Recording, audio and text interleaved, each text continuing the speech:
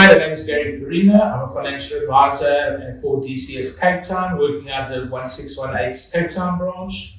I do believe that my job as a financial advisor is to give relevant and holistic cover. You can't give holistic cover if you're not involving spouses along the way. Very often I'll find that I'll meet a client, be it the husband or the wife, and they are the primary breadwinner. But then the other spouse is sitting at home, and they're the one that's looking after the children. They're running the home. They're organizing the holidays. They're the ones that actually know more about the day-to-day side of things and not just the finance side of things. So I do prefer meeting with clients, with the wife and the husband or spouses as it is, and going through everything together so that both parties understand what are the pitfalls, what are the problems, what are the financial needs, and what is the financial abilities of the client? Because at the end of the day, that's just as important. So I do feel getting the spouse involved in the financial planning side is very important.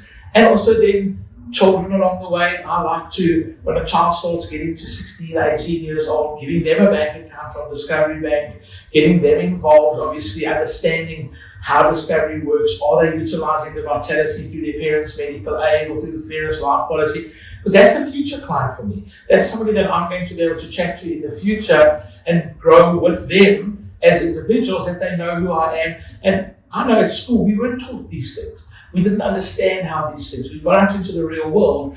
And so being able to teach a youngster these things really is. So yes, getting the children and both parents involved to me is very important. From an investment point of view, I really like, and I've got to go with a couple of my clients, I use endowments, where I'll actually, from when a client has their child, their baby is born, I say to them, let's start out an endowment. And every year, recurring, we will open up a new endowment going forward.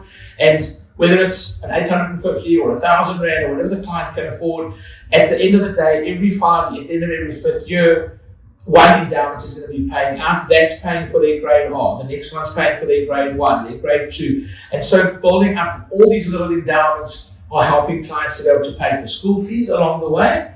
And then yes, the Global Education Protector, that if something does happen, there is a death, or there's a severe illness or a disability, and having the knowledge that you're leaving your children's schooling 100% paid for, whether it's a Model C government school or whether it's private education, whichever one your kids are currently in, that you're actually leaving that. And that's peace of mind for you as a parent, knowing that you're leaving a great education behind, that your child up until age 24 can go in and do their full schooling plus their first 3-year BCom or BA, whatever it is that they want to study, and that is fully paid for. So that to me is very important, being able to financially plan investment-wise and risks-wise should something go wrong.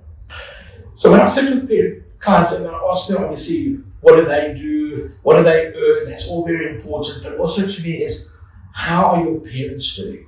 Are your parents self-sufficient? Do they have wealth? If you're saying, no, my father works, but my mother doesn't work, she sits at home. If your father passes away tomorrow, does he have enough life insurance or investments that he's going to be able to look after your mother going forward? Or is that going to fall on you?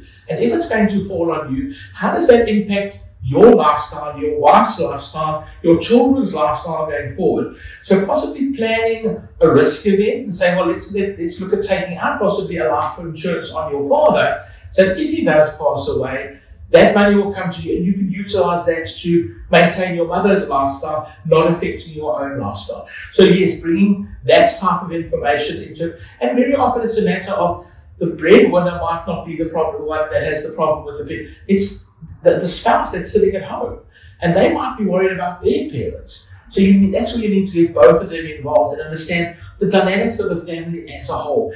Do you have a disabled brother or a disabled sister that maybe if your parents pass away, that child is going to become that disabled person going to be your financial, I wouldn't say burden, but your problem going forward? And how can we look for solutions to be able to create it that you don't have problems if something does happen? So yes, and that's why I'm saying holistic and relevant to the whole family. It's not just looking at one person sitting in a room and saying, I'm going to give you this and working out.